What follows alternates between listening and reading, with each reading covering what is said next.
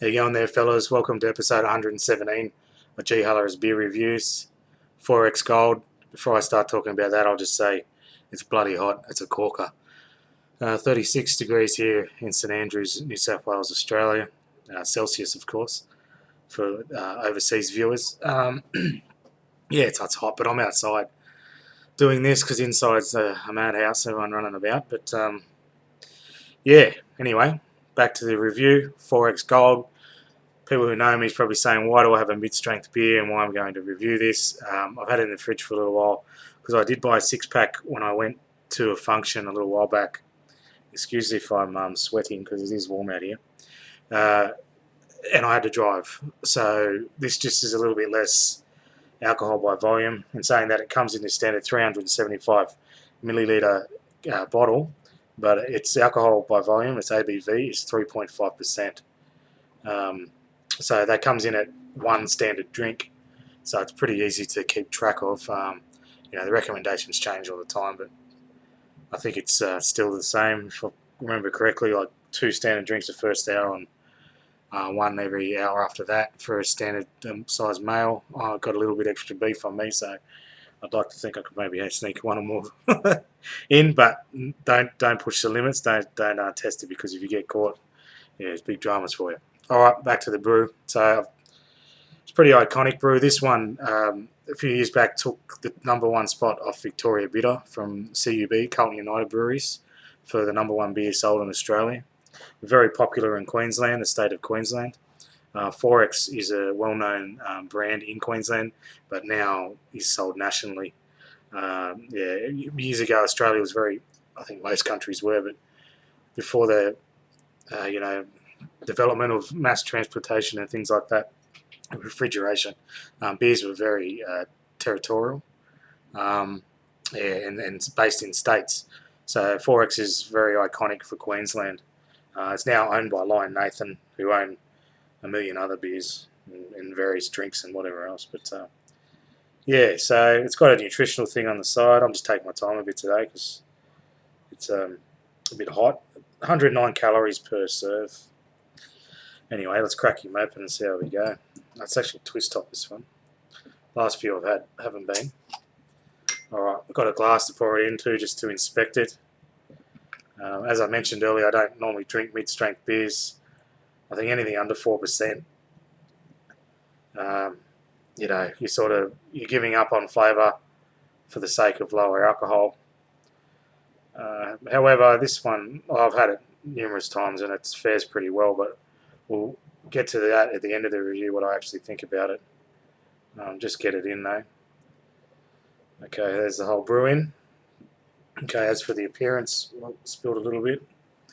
It's your standard lager colour, sort of average golden colour. Carbonation is moderate, low to moderate. I've seen more carbonated beers. Only half a finger ahead, not a lot ahead. As for the smell, I'm getting those malts come through. It's definitely a mass-produced lager sort of smell, though. I don't know what sort of adjuncts they'd use in this, but maybe a bit of corn, maybe, I don't know. I'm just guessing, but it's sort of got that smell profile to it. But it's quite sweet. It smells quite sweet, and it's got a nice malty sort of backbone there in the smell. Alright, most important part, the taste test. Cheers, fellas.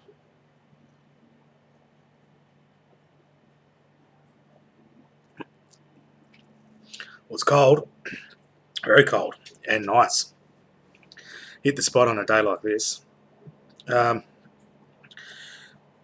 know what, I'll tell you straight up, every time I have had Forex Gold, I've drank it and enjoyed it for what it is, meaning that it's a mid-strength. Like some other mid-strengths, not even light beers, but that's another whole story because they even drop down to, the low 2s or even below 2% alcohol by volume.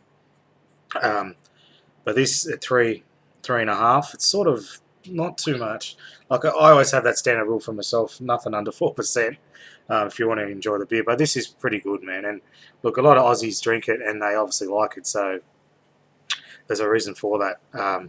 Particularly if you do have to drive, you can have a few schooners of this. And for the people who don't know our glass measurements, a schooner is what we serve up here in Australia. But funnily enough, schooner's different in different states.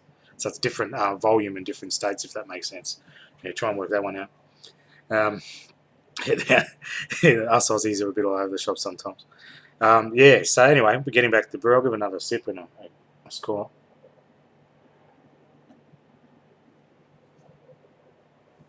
All right. Yeah, it's actually it's actually really refreshing right at this point. Um, yeah, it's hitting the spot because it's hot and the first beer I've had today. Yeah, normally not try to have beers for breakfast, but oh, geez, I'm sweating, man. It's hot. Anyway, I'll wrap this up. Yeah, the beer for a mid strength, it's good. It's got a nice malty taste there. It's nice sweetness, a little bit of bitterness. I wouldn't say it's overly bitter though. It's on the lesser side for a beer. But as with these lagers, they're never really extremely bitter. Um, yeah, but it has its place, and I can see why it's so successful. I know that VB's took or taken back the number one spot when it. So you dropped it alcohol content to a 4.6, or CUB did, and they lost market share, and they asked why, and they said, "Oh, it's not the same brewers used to have," and so they went back to the original 4.9, and yeah, the sales picked up again. But in just to clarify too with the alcohol content, when I say nothing under 4%, I don't mean just because you want to get pissed or I'm pissed at it, Well, I've always said this, maybe I am, but it comes down to flavour, and it's what you put. It's like baking a cake, and I've said this before. You put so much sugar in.